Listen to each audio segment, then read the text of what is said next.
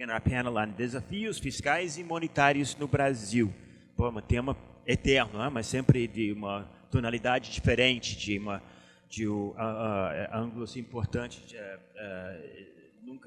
nunca sai da pauta. Chamarei uma grande honra, acho que todos nós conhecemos o privilégio de ter entre nós o Gustavo Franco. Eu chamo o Gustavo para vir. Está aqui, estou procurando ele, está aqui na minha frente, Gustavo. Seja bem-vindo.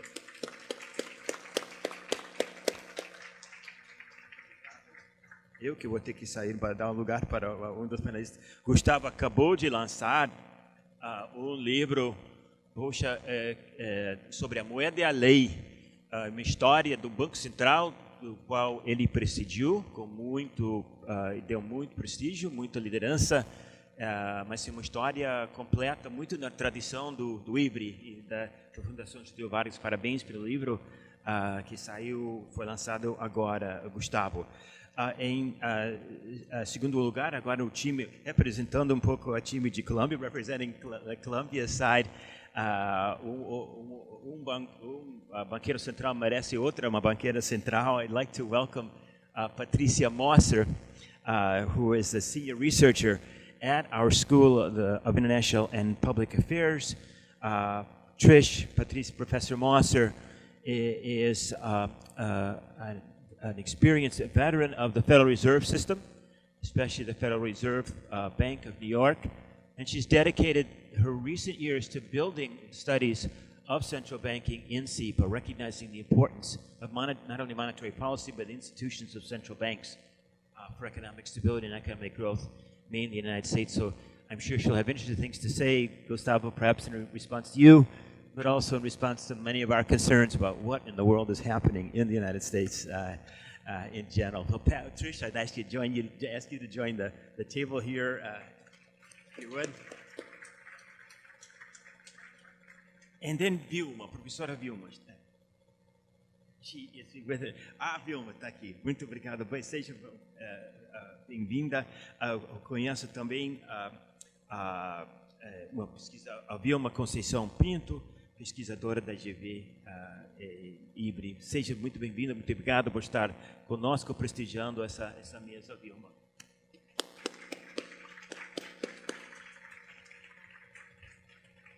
Sem mais de mim, John, it's your turn to take over. I think you already have, but let me get out of the way and not take any more of your time. Quem comandará essa mesa será o professor Jan Svenja. Bom debate. Thank you very much, Tom. So you've already been introduced to the speakers. Indeed, we have a terrific lineup this morning to address the fiscal and monetary issues. Again, the focus is Brazil, but in a comparative perspective. So we will get a perspective from Europe, the US, and other parts of the world as well. So it's a real pleasure to welcome everybody, and we'll start with Gustavo Franco, if you would be willing. Everybody give 15 minutes of presentations, and then we'll have time for questions and answers. So thank you very much, Mr. Governor. Thank you, Mr. Chairman. Bom dia a todos. São 15 minutos para temas que demandariam 15 horas. Eu vou fazer um resumo bastante telegráfico dos temas fiscais e monetários que eu julgo serem importantes e ainda vivos. Começando pelos fiscais, que continuam sendo os desafios mais difíceis do país. A sensação é que é uma mesma bactéria conhecida nossa, agora depois de bombardeada por muitos antibióticos, já numa mutação menor, com sintomas menos preocupantes do que o da hiperinflação, porém, a sucessão de déficits primários que temos experimentado aí ultimamente aponta no sentido de endividamento explosivo, insustentabilidade fiscal, recessão, outro tipo de consequência não tão grave quanto a da hiperinflação, graças aos tratamentos dos últimos anos e aos aperfeiçoamentos institucionais implementados a partir da segunda metade dos anos 90, mas a doença não desapareceu. O colapso do resultado primário ocorrido a partir de 2011, 12, foi uma lástima, foi uma tolice, no fundo, auto-infligida, que, no entanto, não teve nada de acidental. O que ocorre com a nova matriz econômica, ela recebeu esse nome, de nova não tem coisa alguma, essa alteração de política econômica na direção errada, ela parecia buscar ressuscitar uma organização, um modelo de políticas macroeconômicas que justamente era o que tinha colapsado de forma desastrosa ao longo da primeira metade dos anos 90, em uma hiperinflação. No entanto, o vampiro não tinha morrido.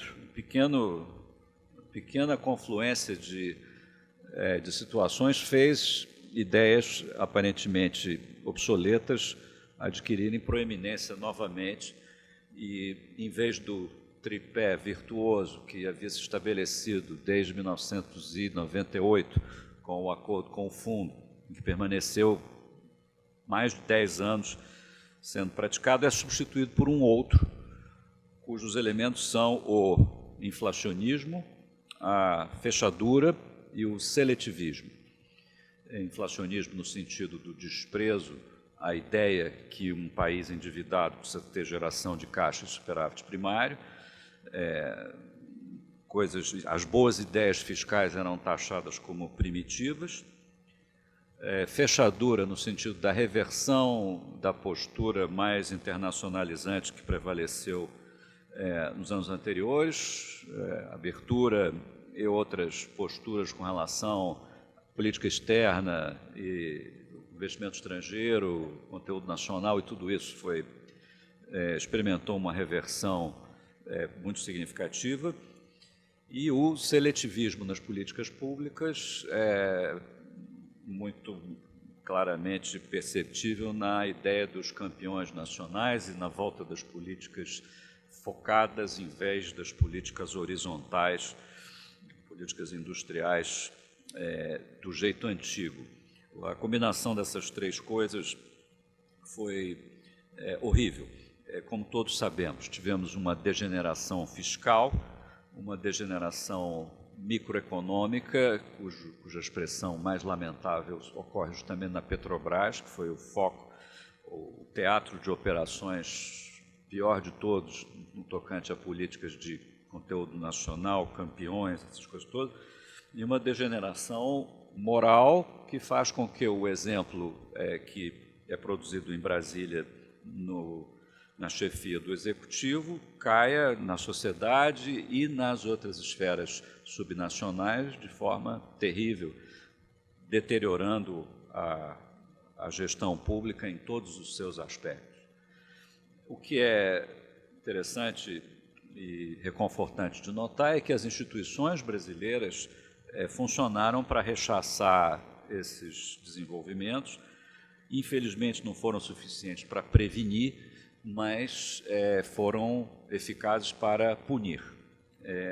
E não deve ser perdido de vista que a Presidente da República, que capitaneou esse processo, sofreu impedimento,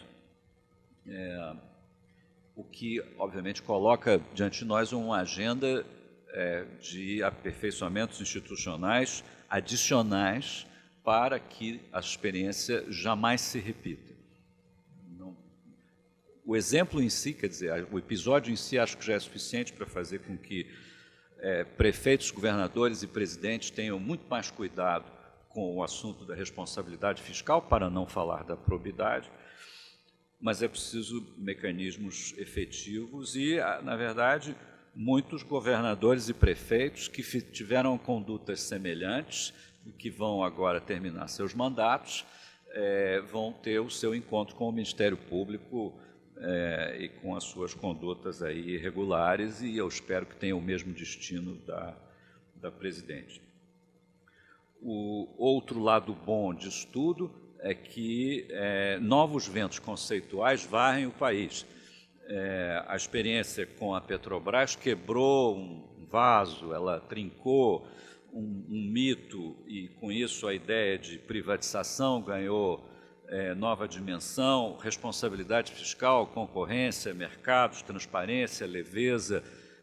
O olhar que se tem hoje sobre o governo, sobre o Estado, é completamente diferente daquele que tínhamos tradicionalmente. A ideia do Estado redentor, do Estado que vai liderar o processo de desenvolvimento, não tem mais a força que tinha, e estas eleições seguramente vão ser um bom momento para que essa nova postura se manifeste. As ideias liberais estão em toda parte, todo mundo quer vestir a jaqueta liberal, a esquerda quer ser moderada nos assuntos econômicos, a direita quer ser pró-mercado, todos se aglomeram no centro, que produz seguramente tranquilidade nos mercados, já que as coisas certas serão perseguidas. Agora, isso não tem nada de fácil. E como demonstração disso, vale o registro que o Banco Mundial produziu um relatório que eu qualifico como histórico, recentemente, foi divulgado, se não me engano, semana passada, por encomenda do então ministro Joaquim Levy, que parece responder uma pergunta que está nas mentes de todos nós, que é possível arrumar a casa do ponto de vista fiscal apenas pelo lado do gasto, já que do lado dos tributos, como o professor Armando mencionou, nós temos um panorama tributário enlouquecido, ensandecido, onde alguma simplificação e mesmo redução de carga seria bem-vinda. Mas será que cabe, será que é possível, pelo lado do gasto, fazer o ajuste justo, como o Banco Mundial intitulou o documento? A resposta parece que é positiva. O relatório identifica mais ou menos 8% do PIB de economias ou gastos desnecessários, ou mesmo ociosos, e alguns escandalosamente, alguns escandalosos. 8% do PIB, estamos falando de 450 bilhões em dinheiro de hoje. O relatório, no entanto, é cortês e gentil, a ponto de não dizer a nós, brasileiros, como, aliás, é próprio das organizações multilaterais, que conhecem bem esse minueto, eles não dizem, olha aí, pessoal, vocês têm esse tanto de desperdício, por favor, tomem uma providência. Com muita delicadeza, dizem, olha, até 2026, a nossa expectativa é que vocês gradualmente possam lidar com todos esses assuntos. O difícil é nós imaginarmos por que não ter pressa em eliminar essas coisas todas. Olhando o relatório e olhando o que temos feito, nessa administração Michel Temer, é muito claro que o nível de ambição é pequeno relativamente ao que há para fazer, seja na agenda fiscal, seja na agenda de reformas. A do trabalho pode ser muito mais ambiciosa, a da Previdência igualmente muito mais ambiciosa. São discussões que eu creio que vão aparecer no contexto da campanha eleitoral.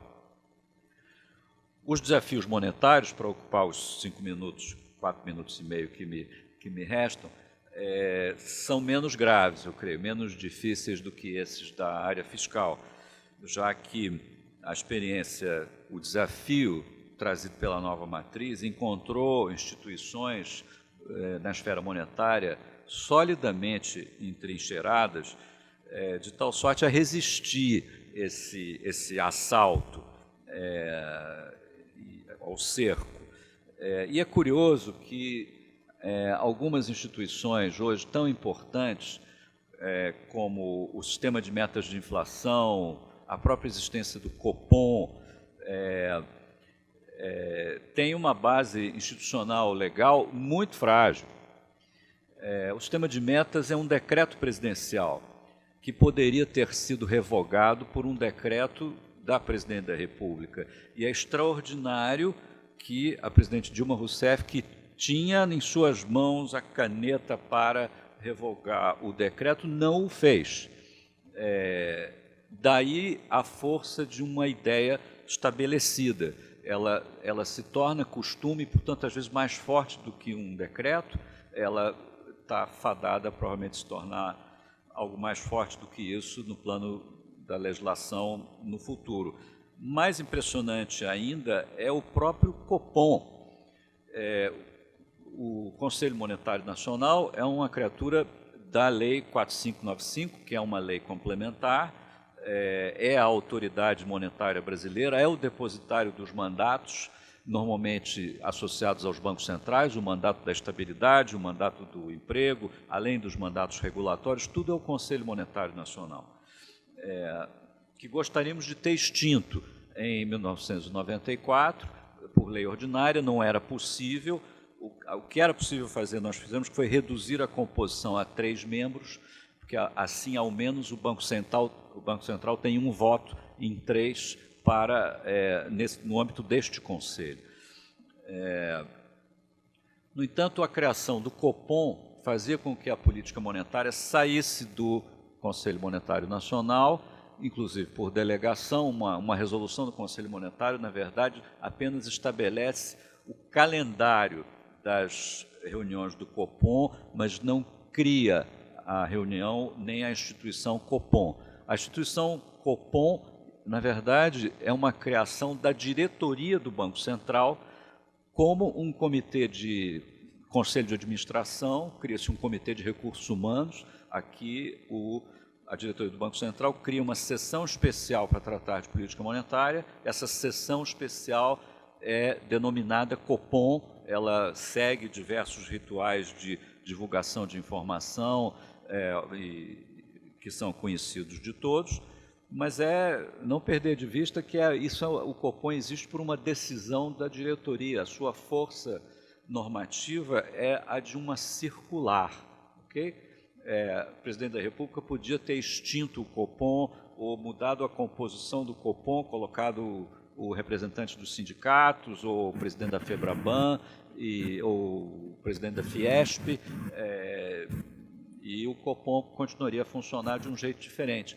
Foi isso que aconteceu com o Conselho Monetário Nacional na administração Delfim Neto, lá nos anos 70. O Conselho Monetário era composto de dirigentes do Banco Central, em maioria, todos eles com mandato, e isso foi progressivamente destruído com o aumento do número de conselheiros, incluindo ministros, depois presidentes de bancos federais, a tal ponto que o último Conselho Monetário, antes da redução a 3 membros, em 1995, tinha 21 membros, e o Banco Central tinha um solitário voto no Conselho Monetário Nacional. Isso é conhecido na literatura acadêmica como captura, não é isso? Tivemos um Banco Central capturado durante todo o período que vai de 1967 até 1995.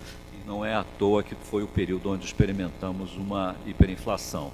O que foi feito em 95, 94, foi uma reorganização institucional, no entanto, toda limitada pelo fato que a Lei 4595 é uma lei complementar e que não podia ser modificada, se não integralmente, uma proteção que vem da discussão sobre os 12% do artigo 192 da Constituição. Não podíamos mexer, a única coisa que podíamos mexer era a composição do Conselho Monetário, e reduzi-lo a 3 membros foi mágico, porque se desfez a captura da autoridade monetária exclusivamente através dessa medida. Agora, depois, a primeira emenda constitucional que passou já na administração Lula 1 foi a emenda que alterou o artigo 192 da Constituição, removeu os 12%, na verdade removeu todos os incisos do artigo 192, e com isso abriu espaço para que a lei do sistema financeiro, para que esse artigo da Constituição sobre o sistema financeiro pudesse ser regulado em várias leis complementares. A partir daí, pode ser votada e aprovada uma lei complementar, por exemplo, que crie os mandatos dos dirigentes do Banco Central, e apenas isto, mandato e quarentena. outra que tire a competência da política monetária do Conselho Monetário e a associe ao Copom, que passa a ser uma criatura da lei e não meramente uma circular. E tantas outras alterações na Lei 4595, que é de 1964, refletindo um quadro de debates e uma conjuntura de monetaristas versus desenvolvimentistas que absolutamente ficou obsoleta e está tudo lá nesta lei. E, portanto, ali dentro desta lei tem todos os potenciais para o mau uso da autoridade monetária, e isso nós podíamos perfeitamente modificar. Esses são temas para o futuro, vou ficar por aqui dentro dos meus 15 minutos. Muito obrigado.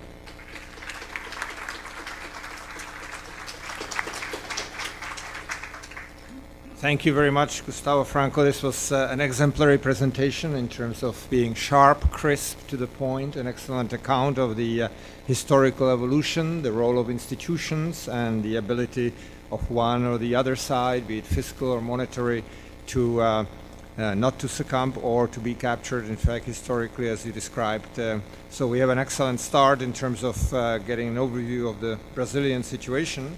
I will now invite my esteemed colleague, Patricia Mosser, to give us a perspective from the United States. As many of you know, Patricia has served at senior positions at the US Treasury, the Federal Reserve Bank, has been advisor to Bank of England, and is leading now the initiative on central banking and financial policy at the School of International Public Affairs at Columbia, is a member of the Center on Global Economic Governance. So, Trish, the floor is yours. Thank you. Thank you. And good morning, everyone. Jan said his Portuguese was not quite up to speaking. My Portuguese is unfortunately non-existent, and so I will be, so my apologies to everyone, but I will be speaking in English today. First of all, I want to thank Jan, I want to thank Tom and the Global Center here at Rio, as well as all of the other sponsors of this day for inviting me. It's a real pleasure. I have two themes that I want to talk about today. Both of them focused more on the impact of the advanced economies, and I'll spend a bit more time on the U.S. than the others, and their spillover effects and impacts generally to large open economy, relatively large open economies like Brazil, particularly those that are close trading partners of both.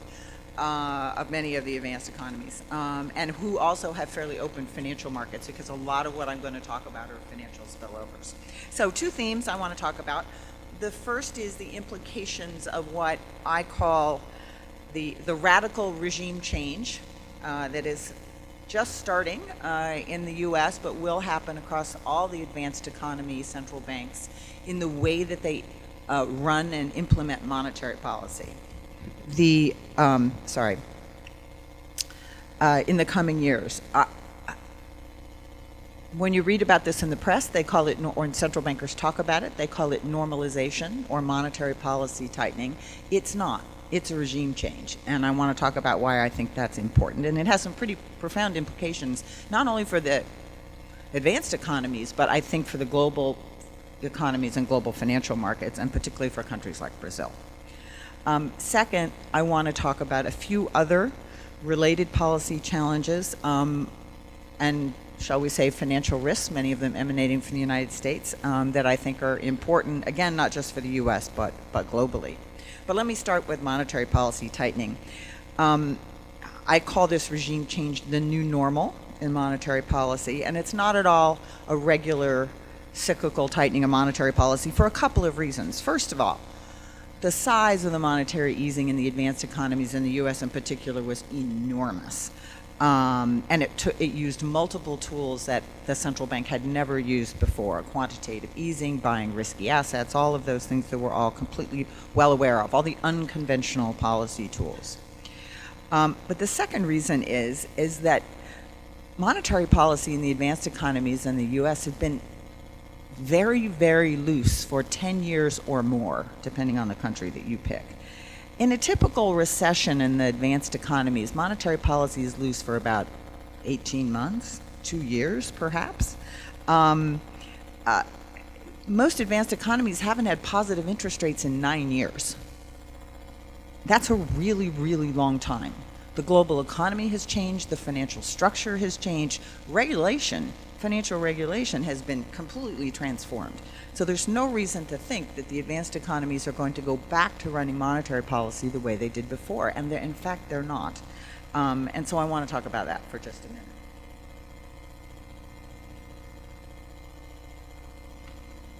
The old systems, how did they do it? This will be fast, I promise. I know everybody knows all this stuff. Advanced economy, central banks, generally speaking, implement a monetary policy. They had some short-term money market interest rate that they targeted and managed, and they did a bunch of transactions with the big banks and the dealers to hit the target. They operated on a principle known as reserve scarcity, which means that they had relatively small balance sheets. By that I mean their size of a central bank's domestic balance sheet basically was only big enough it was needed in order to be able to hit that target every day. That was sort of the whole point to the balance sheet, was to make sure that you could do it.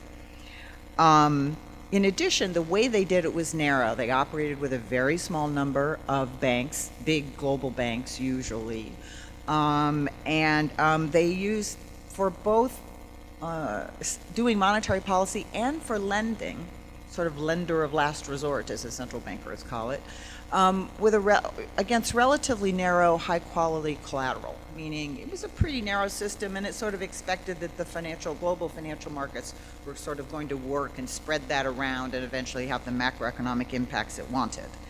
Well, we know all that fell apart during the crisis. The new regime, such as we know about it so far, when we don't know much, potentially is going to use multiple instruments. Certainly a short-term interest rate. It's likely to use both the size and the composition of the balance sheet. A lot more forward guidance, a lot more open mouth operations, as the press uses them, and potentially a lot of special lending arrangements as well, at least during periods of economic downturns. The larger balance sheets I want to spend a couple of minutes on here, because basically the central banks, even though they had these enormous balance sheets, the Fed balance sheet is almost $4.5 trillion. Before the crisis, it was an $800 billion balance sheet. It's not going back to $800 billion. Let me be clear to you. It will remain fairly large.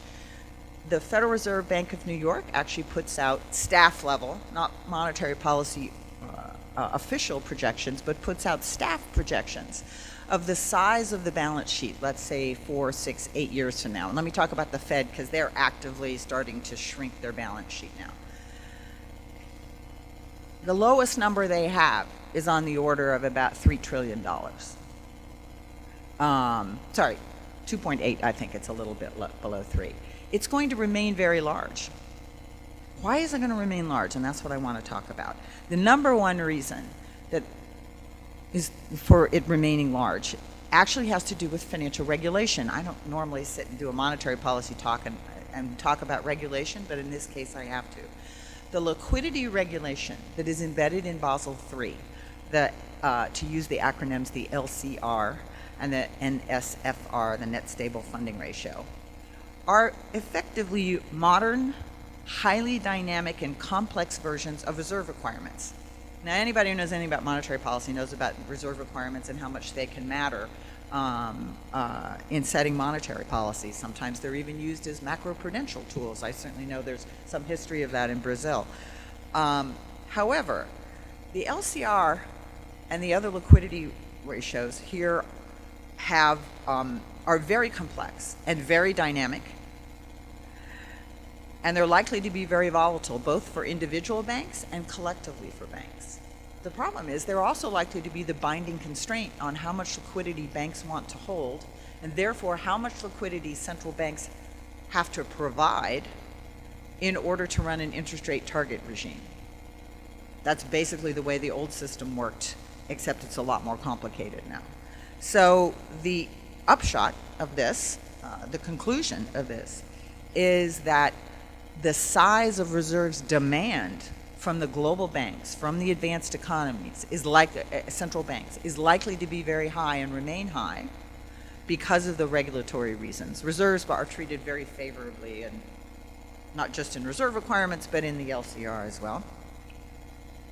Here's the problem. Ever since these regulations were put in place, the advanced economies central banks have been running enormous balance sheets.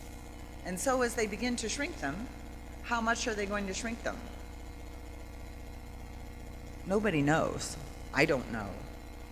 I think the Fed, for whom this is a somewhat more pressing problem, since they are raising interest rates and shrinking their balance sheets, is beginning to think about that. But you'll notice that the FOMC members are very careful not to talk about how small or large their balance sheet's going to be. So what are some of the implications of having such a large balance sheet? Well, first of all, increasing it and decreasing it slightly becomes a policy tool, somewhat independent from the level of interest rates. Now, central banks have known in theory that they could do that for a long time, but it hasn't been done, except during the crisis, and the implications, I think, for global financial markets, given the importance of the advanced economy monetary policies in that, are potentially important. A couple of other complexities that potentially are going to make it monetary policy setting either more volatile or a bit more uncertain in the advanced economies. And I'll use the Fed here as an example. The first one is that because of the volatility in the liquidity requirements, one or two large banks can actually end up changing their liquidity needs pretty dramatically. The Fed might have to do very large operations, or that money market interest rates may simply become more volatile. And indeed, I actually think more volatile short-term money market rates is quite possible. The second thing that I want to note is it didn't go forward. Sorry. Am I hitting the wrong?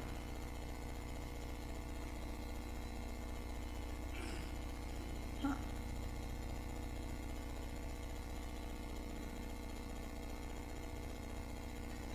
Oh, there it went. Can you go forward? Just go to the next slide. A second challenge is increases in non-bank financing. You'll notice the Fed already faces this problem. It cannot hit a single target every day because it can control reserves with banks, but the size of the non-banks and the money markets it has increased substantially, making it harder. So another outcome of this, having very large balance sheets, is be careful. The advanced economies may have much more volatile policy rates than they did in the past. That's when I said the Fed currently has a fix for that problem, but I call it a double floor. The last challenge, of course, is that lending facilities have been completely stigmatized in the advanced economies because of the crisis. And as a result, anyone coming when they're short of liquidity to the Fed to borrow is highly unlikely unless they are literally almost insolvent. That's a topic for a whole nother talk that I won't go there. Let me go on and talk about a couple of other what I call challenges for this monetary policy regime. The first one, of course, is that the advanced economies seem to be pretty likely stuck in what I'll call a low equilibrium, low inflation environment, low growth environment for some time to come. If that is the case, then it's not very likely that short-term interest rates are going to get above 2 or 3%, probably 2%, and in most of the advanced economies for years to come. If that's the case, and there is another global recession, there will be more QE, there will be more specialized lending, there will be more risky asset purchases because they're going to hit the effective lower bound again. The typical amount that advanced economies reduce their interest rates during recessions is 3 percentage points. The U.S. is barely at 2, and if it went to 0, that still wouldn't be enough for a normal recession, let alone a large one. So that's obviously. The other challenge, I think, and this is a financial stability challenge, and I think one everyone here is well aware of, and one that has really international implications, is the puzzle of continued low, long advanced economy interest rates. This is the term premia on the 10-year Treasury over the last 25 years, or last 15 years or so. 25 years, excuse me. That's an astonishing picture, and the fact that it's negative, despite the fact that the U.S. has been raising interest rates for 2 years, is amazing and should worry everyone. Because negative term premia as you're raising, as a central bank is raising interest rates, is a very unusual phenomenon. Why is it? Long-term stagnation. The U.S. is just the first mover, and once the rest of the advanced economies start to raise their rates, globally long-term interest rates will start to go up. Maybe. Frankly, the history of this sort of low volatility, low term structure is you don't tend to get out of that sort of a period of low volatility and and high risk taking in this sort of a fashion. You sort of tend to get out of it in this kind of a fashion. That's a financial stability risk, and it is frankly most likely a bigger financial stability risk for countries like Brazil in particular than it is bluntly for the advanced economies. We all know how this story, we all unfortunately know how the liquidity story goes when there's a large increase in long-term rates and an increase in risk premia. There tends to be large capital flows, and many of them come out of emerging markets like Brazil. So let me finally go on to the last couple of challenges I want to talk about. I do want to talk about fiscal policy. One cannot, right now, particularly in the U.S., not talk about fiscal policy challenges. So let me focus on very specifically on the United States. It looks increasingly likely that there's going to be a very large fiscal expansion in the United States in the not too distant future, most of it tax-based, tax cuts, with an economy that is at full employment. I don't think there's any doubt that the U.S. is at full employment at this point. There is at the same time an ongoing wholesale revamp of regulatory policy, not only financial but for the real economy within the United States. And of course, finally, there's this strange offset of the big question about whether the U.S. will actually start to retreat from, seriously retreat from free trade. Not just verbally retreat, but actually retreat. I think the first of these in particular is particularly important because the question becomes, can the U.S. afford them? Question number one, what is it going to do to long-term interest rates? Can the U.S. afford it? There will certainly be a very large increase in Treasury supply. I have no doubt that there's not going to be spending cuts to match the tax cuts that are likely to come. Now, right now, if you look at the global economy, it seems that the demand for U.S. Treasuries and other safe assets is almost infinite. No matter how much is supplied, everyone keeps buying it up. But history tells us that is not true. I lived through the 1980s, and I know better than that, and I think economists who were paying attention then do too. Eventually, if it does create overheating in the U.S. and globally, central banks will raise rates, and in the world where there's continued overheating and very large deficits, the increase in long-term interest rates could be substantial. It sounds crazy to mention, given the chart I just showed you, but it is certainly a possibility, and the tax cut makes it even more likely. So another risk of a jump in rates. The last topic I want to talk about really briefly, because I'm out of time, is asset price spillovers from the low for long. We know that there were very large, everybody in this room can tell me better than I can tell this story, about the size of the international capital flows and spillovers of the advanced economy monetary policies over the past 10 years. They've been enormous. And I think the scenario I just painted, combined with further tightening by the Fed, if it came to pass, could indeed cause very significant, even more significant reversals of those outflows. One of the risks that particularly bothers me is the amount of US dollar assets, denominated assets being issued, particularly by corporate borrowers. There was literally an article in the Wall Street Journal yesterday about this, on this topic. But funded in US dollars because they are so attractive. And being gobbled, and by the way, these corporate issuances being gobbled up. To get a sense of this, here's a picture of a colleague of mine. The top line is the number of corporate bonds in international positions. These are not US companies. These are non-US companies that are held by mutual funds, not in the US. The top line is the dollar, the red line, the blue line is in euro. And since the crisis, unbelievable as it seems, what has happened is that the actual demand for US dollar assets around the globe issued by non-US entities has gone up. If we have a sort of scenario with a big pop in long-term interest rates, what's going to happen to that particular set of assets, and what's going to happen to the capital flows and the credit availability that's been going along with that? That's not a pretty picture. That's what seems to me a pretty serious financial stability risk, to the point that one could have very significant shortages of dollars outside the US.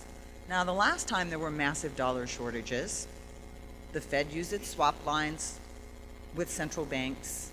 I don't believe the one with the BCB we actually ever, we did it and it was never used, if I recall correctly. But if these are dollar assets but not US liabilities, what's a central bank going to do? What's any central bank going to do, but what's the Fed going to do? Will they lend dollars all around the globe? I don't know the answer to that question. Most likely they would, because the blowback into the United States would be very significant. But there's a very interesting international central bank governance, I guess, decision-making question here that I don't think anyone has the answer to, but it bears watching, and it's something we should be concerned about. Thank you, and I apologize for going over. Thank you, Patricia. This was very stimulating. Indeed, we now have the picture of what's likely to be happening on the policy front in the US and other advanced economies. The ECB, European Central Bank, is pretty much following the Federal Reserve Bank with some delay. So that gives you a picture of what's happening there. They proceed in tandem, in close coordination. And indeed, the risks and the possible trials and tribulations in terms of the impact on countries like Brazil can be enormous, and the amount of uncertainty has grown considerably over the last several years. So with that background, we'll turn to Vilma de Conceição Pinto and ask her for her presentation from the perspective of the Fundación.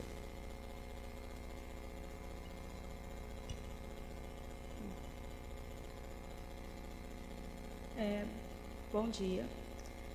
Primeiramente, eu gostaria de agradecer o convite para participar desse evento, parabenizar os organizadores e já está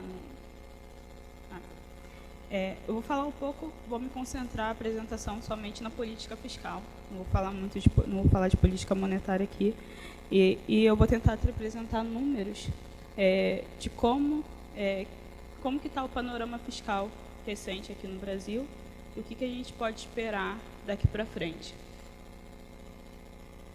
Antecipando um pouco das mensagens que eu vou trazer nos slides seguintes, o primeiro ponto é que nos últimos anos tem se falado muito, desde da recessão, muito na alta dos gastos primários, que os gastos do governo têm crescido muito, sendo que esse crescimento do gasto ele não começou de agora, né? Ele vem já desde muitos anos atrás. O que aconteceu foi uma redução drástica na receita e que acabou mostrando um pouco, tornando mais evidente esse problema que a gente vem enfrentando hoje. A gente está conseguindo observar uma melhora recente na arrecadação, nas receitas recorrentes, e essa melhora fruto também da recuperação da economia, mas ela mesmo, havendo essa recuperação no ritmo que ela está ocorrendo, eu vou mostrar mais à frente que ela não é suficiente para resolver o problema fiscal. Uma das soluções para resolver esse dilema seria o teto dos gastos primários, que começou a valer esse ano. Mas a gente ainda tem algumas dúvidas se o governo consegue ou não consegue cumprir isso no médio prazo. Outra questão importante, que também tem falado muito do ponto de vista dos gastos primários, é a questão dos investimentos e da rigidez do orçamento, né? O investimento acaba sendo a variável de ajuste, o teto do gasto inclui investimento, então o investimento público federal hoje ele está sendo muito reduzido. E a questão central, né, que tudo isso nos leva a um déficit nominal muito elevado, dívida também muito elevada. Então, começando aqui nos primeiros dados, a gente nota que a redução a piora do resultado primário, ela não começou com a recessão atual, a recessão que iniciou no meados de 2014. Ela começou bem antes, desde 2011, como o Gustavo Franco já adiantou. E ela vem reduzindo, o resultado primário vem reduzindo gradualmente e chegou em déficit primário a partir quando começou a recessão. O segundo slide, o segundo gráfico, mostra um pouco do descompasso entre as receitas e despesas. E aqui eu estou dando zoom somente no governo central. E a gente observa que a despesa ela cresce já desde o início da série histórica. O que aconteceu é que as receitas antes eram suficientes para cobrir esse aumento. Hoje a gente já não consegue enxergar um panorama recente. Se você observar o valor hoje, em 2017, ele está no mesmo patamar de 2000, 2001. Ele está muito elevado, as receitas do governo. Então, o que isso nos leva? Isso nos leva a uma dívida pública muito elevada. Ela cresceu muito rápido. Em pouco tempo, em 4 anos, ela cresceu mais de 20 pontos percentuais do PIB. Isso é um resultado muito alarmante. E a composição dessa dívida também mudou. A gente tem uma dívida que é muito mais selicada e pré-fixada. E aí, quando a gente faz uma limpeza, que a gente sabe que nos últimos anos o governo também usou muito de atipicidade para conseguir fazer um resultado primário um pouco acima, o suficiente para poder manter a dívida estável, os resultados mais ou menos estáveis, a gente nota que o quadro muda um pouco, né? A gente consegue ver mais claramente a evolução das despesas primárias, e aí você tem ajustes tanto nas receitas quanto nas despesas. Nas despesas, por exemplo, a gente ajusta para as despedaladas, que é o equacionamento de passivos, né, que o governo fez. Nas receitas, a gente ajusta para refis, programas de parcelamentos tributários, uma série de ajustes que a gente faz, capitalização da Petrobras, etc. Então, a gente consegue ver mais claramente a redução, né, a dinâmica, a queda da dinâmica da receita, e a gente vê que isso começou antes de 2011. A redução da receita primária começou em 2008, 2009, ela já começou a reduzir e está num patamar muito baixo. Na ponta desse gráfico, a gente vê uma melhora na receita recorrente, fruto dessa recuperação econômica. Mas se ela continuar crescendo nessa velocidade e o gasto continuar crescendo como está, mesmo com o crescimento da receita, a gente não consegue alcançar superávit primário no longo prazo.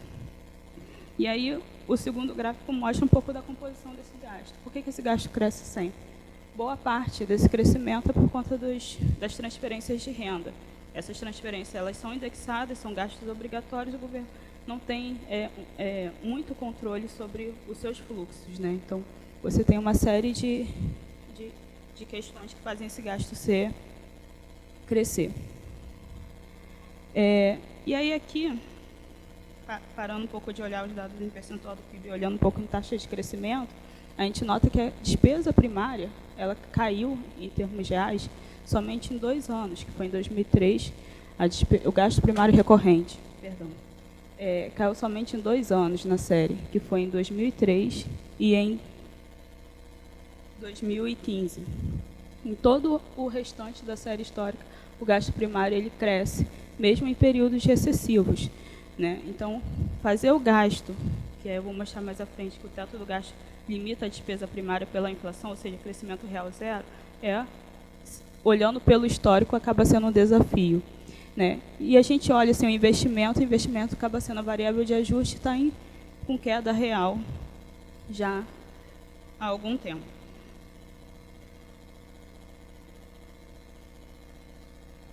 E aqui a gente tem a questão do teto dos gastos primários. O que a gente observa nisso? O governo ele criou essa medida, chamou de novo regime fiscal, que ele limita a despesa primária pela inflação do ano anterior. Então, limitando essa despesa primária em proporção do PIB, a gente vê que, no longo prazo, em 10 anos, a despesa primária deveria cair em pontos percentuais do PIB 3,7 pontos. E aí a gente vai fazer algumas coisas para ver como que o governo consegue chegar nisso. Hoje em dia, o que tem sido debatido, né, em grande parte, é a reforma da Previdência. Então, fazendo uma simulação. Perdão. Então, distribuindo um pouco esse gasto de uma forma mais harmoniosa para ver o que a gente consegue, a gente nota que 75% dos gastos a gente não consegue, de certa forma, mexer sem fazer nenhum tipo de reforma. E aí que tem previdência, assistência, bônus salarial, seguro-desemprego, né? Então, a gente não consegue mexer sem fazer nenhum tipo de reforma. 23%, que é SD+, em tese seria discricionário, mas ele não é todo discricionário, porque aqui tem saúde, educação, que tem limitações também de gastos mínimos. Então, a gente acaba ficando com um percentual muito baixo para fazer um ajuste, considerando essa distribuição. E aqui eu fiz uma simulação, se for feita uma reforma da Previdência, como está sendo posta hoje, de idade mínima, com regras de transição, e o salário mínimo sendo reajustado somente pela inflação, a gente conseguiria estabilizar o gasto primário. Mas a gente nota que aqui o novo regime fiscal prevê uma redução em percentual do PIB, não uma estabilização desse gasto. A gente conseguiria, no longo prazo, manter ele estável, mesmo assim ainda é insuficiente, ou seja, a gente precisa de fazer mais. Eu acho que essa reforma da Previdência ela não resolve todo o problema do gasto. Então, assim, como resolver? E aí, como resolver, eu elenco vários fatores que vão além de mexer no gasto primário. A gente precisa fazer uma revisão dos gastos tributários, que nos últimos anos cresceu muito, e muitas das vezes alguns gastos tributários foram criados sem fazer uma análise ex ante, sem fazer alguma análise de benefício das políticas. Uma reforma tributária, mesmo que não aumente carga ou até diminua, mas que simplifique o sistema, diminua distorções. Pelo lado das despesas, o teto dos gastos primários, sendo ele factível, a gente conseguindo reduzir, de fato, o gasto primário ele ajuda bastante, e tem que ter reformas que viabilizem o cumprimento do teto dos gastos. Além disso, eu coloco aqui como revisão de regras fiscais no Brasil. A gente tem bastante regras fiscais. Muitos ainda defendem a criação de novas regras fiscais, como, por exemplo, um limite para dívida. Alguns defendem também uma meta de superávit estrutural. São medidas relevantes, mas eu acho que criar novas regras sem antes revisar, fazer uma revisão das já existentes, eu acho que também é importante. Bom, é isso. Eu agradeço.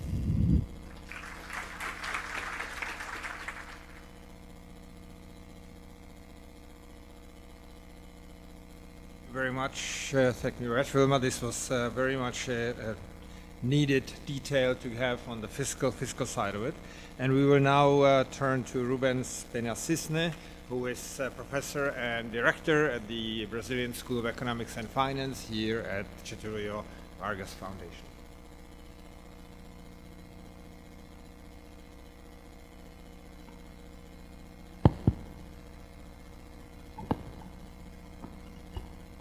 Bem, falando apenas um minuto na qualidade do painel inicial, o Gustavo mencionou o trabalho do Banco Mundial. Eu quero convidar a todos, na segunda-feira, dia 11, nós vamos ter aqui o Martin Heiser e o Antônio Nucifra para discutir exatamente esse trabalho. Então, todos estão convidados. Começa às 9 horas, se não me engano. Está na nossa página. Bem, eu acho que os dados que a Vilma colocou, a Vilma, uma das maiores especialistas hoje em dia, um dos maiores especialistas na parte de contas Públicas, juntamente com vários outros colegas do IBRE, explicitam a seguinte pergunta: como proceder se na organização suprema de uma sociedade escrita, que é a nossa Constituição, houver uma parte que manda ir para o sul e outra que manda ir para o norte? O que a Vilma mostrou foi basicamente isso. A nossa Constituição, no momento, pressupõe uma queda de gastos a partir de uma emenda complementar recente, mas também pressupõe assistência à criança, assistência ao adolescente, assistência ao doente e várias outras dimensões que são incompatíveis com os gastos que se regem pela inércia. Um amigo meu muito provocador e com pertinência, quando recebemos aqui outro dia um juiz do Supremo Tribunal Federal, ele colocou para o juiz este fato que eu acabei de mencionar, dizendo: senhor juiz, esses problemas criados por essa disfunção de objetivos demasiado prolíficos cairão sobre o seu colo, porque o senhor terá que decidir se vai para o norte ou se vai para o sul, se dá assistência social, de saúde, de educação, que também está na Constituição, ou se rege pela parte da Constituição que torna rígido para baixo o valor real de determinadas remunerações, que estipula diversos gastos incompatíveis com a emenda complementar que acabamos de aprovar de teto dos gastos. E o ministro do Supremo virou-se e respondeu de pronto: nós vamos devolver para vocês, economistas, vamos colocar o problema no colo de vocês. O que eu quero mostrar nessa pequena apresentação, a nossa dívida líquida e a nossa dívida bruta têm crescido em velocidade demasiado alta. O que isso significa na prática? Significa que nós devemos estar atentos para um coeficiente muito importante. E aí eu tento obter uma resposta estatística àquela provocação que o meu colega fez de forma determinística. Como reage, como tem reagido no Brasil, o que os mostram os números? A relação entre dívida e PIB de um lado e o nosso déficit primário do outro. Como o déficit primário tem reagido a essa elevação da dívida líquida e da dívida bruta? Porque se ele não reagir, nós temos um déficit fiscal calculado com juros reais que se eleva pelo déficit primário e se eleva pelo pagamento de juros reais sobre a dívida. Há necessidade que ele reaja.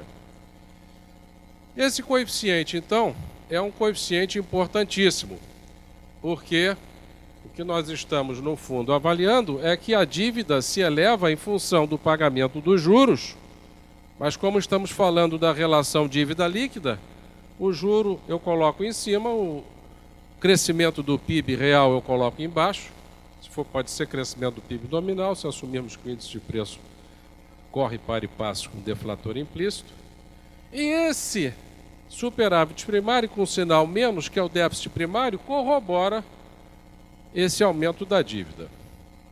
Então, o coeficiente ao qual eu me referi é esse aqui.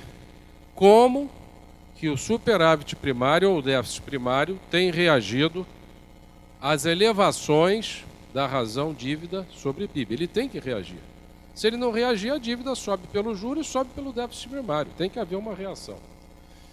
E aí, econometricamente, a gente faz lá algumas contas. Esse coeficiente, evidentemente, se rege também por uma série de outras variáveis. E se eu suponho que esse coeficiente reage à razão dívida líquida, a dívida líquida passa a crescer principalmente pela diferença entre o juro real e a taxa de crescimento do PIB real, que nós sabemos que é positiva, e é muito positiva, menos esse coeficiente. Portanto, na dinâmica da dívida, e esse é um trabalho econométrico que, de certa forma, substitui aqueles trabalhos econométricos passados de cointegração entre as variáveis fiscais, depois de um trabalho importante de um economista chamado Bonn, que mostrou que essa forma de ver as coisas poderia gerar resultados muito interessantes. Aqui nós temos a evolução da dívida líquida, da dívida sobre PIB e, ao mesmo tempo, nós temos a evolução do superávit primário. Portanto, quando é negativo, é um déficit, né? O superávit primário de um lado e aqui é a dívida e ali se observa o superávit primário. Portanto, hoje nós estamos com um déficit de menos 2, alguma coisa por cento do PIB. Essa é uma fração, multiplica por 100 para obter a reação. Então, nesse trabalho que eu estou desenvolvendo, na verdade, já acabamos de desenvolver com o professor Eduardo Lima Campos, da Escola Nacional de Ciência e Estatística, professor aqui também da IPGE, nós temos que avaliar, e aí usamos várias técnicas, mas isso é uma coisa mais interessante para os economistas, filtro de Kalman, o Penalized Spillane, e com integração com coeficientes variáveis, para que aquele coeficiente ρ possa variar no tempo, para que eu possa saber como ele tem se comportado. Bem, primeira boa notícia é que, sim, o coeficiente de reação do déficit primário, a relação entre a dívida e PIB, ele tem se mostrado efetivo, ou seja, quando a relação entre a dívida e o PIB cresce, o déficit primário tem se reduzido estatisticamente. Esses são dados que vão de 2003 a 2016. A questão é, a reação tem sido suficiente? Resposta estatística, não. A reação tem sido bastante aquém da reação que nós precisaríamos para que a nossa relação entre dívida e PIB não ficasse se elevando continuamente. Então, por exemplo, com o coeficiente que nós avaliamos, é um coeficiente variável ao longo do tempo, que é uma estimação com coeficientes variáveis, mas só apenas para a gente ter uma ideia, se eu tenho 5% do PIB, em torno de 5% do PIB, mantendo o denominador constante, se eu faço uma elevação da relação dívida líquida em torno de 0,05, eu tenho uma resposta do déficit primário estatística de apenas 17,9 bilhões de reais. É muito pouco, é muito pouco. E é por ser muito pouco que se instituiu a PEC, e é por ser muito pouco que se institui o debate de reforma da Previdência. Então, o arcabouço político, institucional, econômico, social brasileiro tem sido incompatível com o arcabouço econômico necessário para que a relação entre dívida e PIB não se eleve com muita velocidade. Isso quer dizer que há uma necessidade de conscientização desse fato e há uma necessidade urgente de comunicação de forma simples dessa necessidade à grande maioria do povo do país. Caso contrário, nós vamos especular sobre o que poderá acontecer. A razão, na verdade, nós observamos que a reação do setor público da razão dívida líquida sobre PIB, a reação mensurada pelo déficit primário, ela não foi constante ao longo do tempo. Essa elevação daquele coeficiente transmitindo uma elevação de uma dívida líquida sobre PIB da ordem de 5% do PIB, tem encontrado resposta, e aqui isso é em bilhões de reais, decrescente principalmente nesse período 14 e 15. Isso é que os números mostram. Repare que por trás desse valor existem inúmeras coisas que estão se transformando na economia, que é aquela matriz X que tenta captar tudo isso. Esse coeficiente não é ortogonal a tudo que a gente pensa, tudo que a gente faz, e muito menos a forma como a gente quer se organizar. Ele reage a isso, mas a gente tenta filtrar essas reações de forma a pegar apenas a reação parcial do coeficiente à elevação da dívida sobre PIB. Então isso é preocupante porque não apenas a reação tem sido muito menor do que se precisa, observem bem, essa reação traduz a nossa constituição de pensamento institucional, econômica e social. Não é uma tarefa fácil o que nós temos que fazer. Um dos objetivos desses vários seminários que nós fazemos aqui, depois colocamos na internet, é tentar, da forma mais simples possível, disseminar um aviso de alerta que nós temos. Ter isso em consideração. A partir de 2011, isso começou a cair. Um adendo que faz o estudo é que é muito importante no cálculo desses coeficientes, tem vários estudos assim nos Estados Unidos, na Europa, etc., é tornar esse coeficiente variável com o tempo. Por quê? Exatamente porque ele tem uma variação com o tempo, e se você se basear apenas na média, você vai poder concluir em alguns casos que existe não factibilidade da trajetória como quando na verdade existe.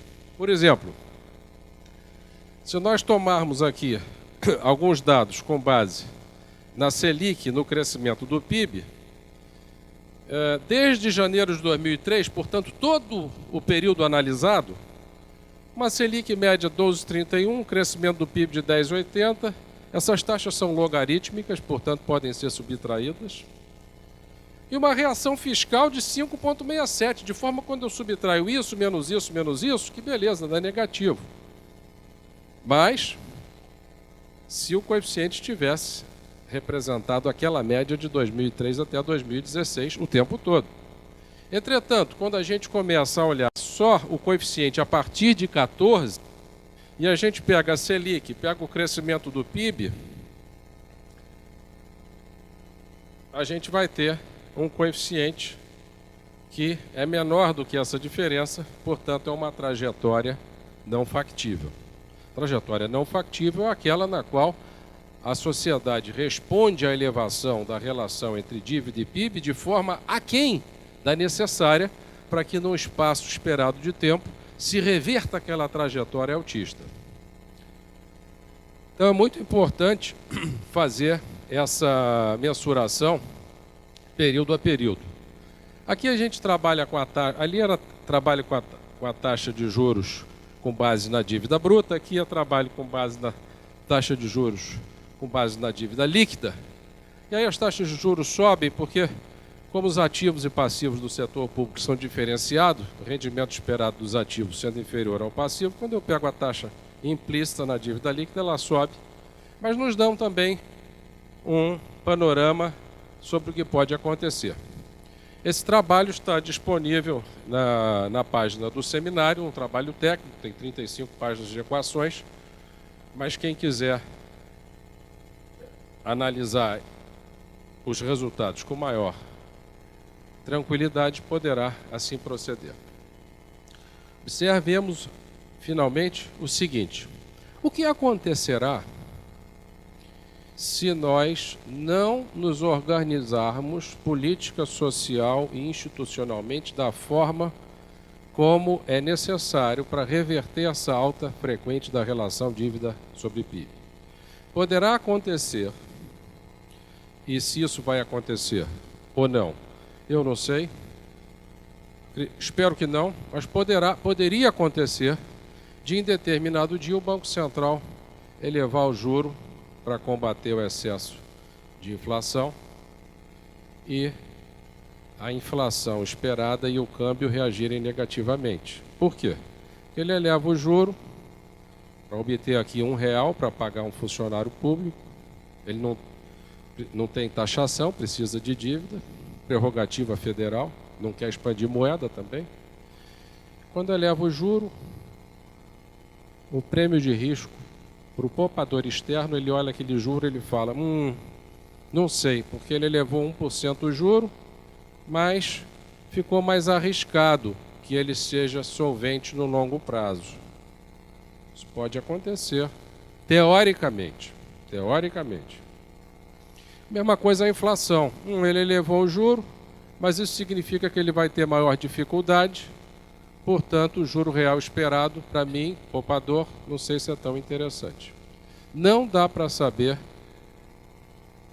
empiricamente, se uma situação assim pode ocorrer. Se essa situação ocorrer, a história mostra que não é o caso do Rio de Janeiro que acontece, de inadimplência em alguns casos, pessoas ficando sem receber, mas é um apelo à máquina geradora de moeda. Então nós não podemos deixar isso acontecer e eu tenho certeza que nós não vamos permitir que isso aconteça. Há necessidade de observarmos as contas públicas de uma forma construtiva para impedir que acontecimentos assim venham a destruir todo um trabalho que foi feito desde há muito tempo atrás. Apenas 2 lembretes são importantes.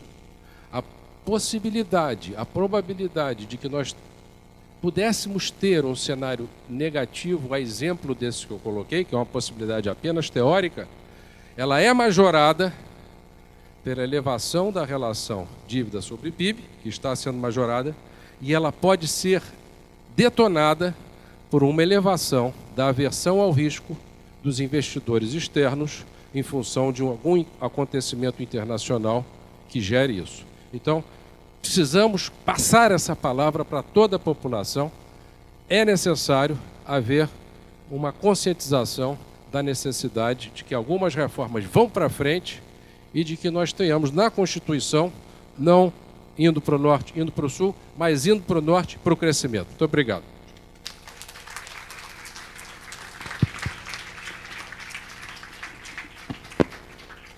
Thank you very much. We've had a terrific session in the sense of getting the historical background leading to the current situation, the external factors that are likely to be important, and an in-depth analysis, both on the fiscal and now on the technical side from both perspectives.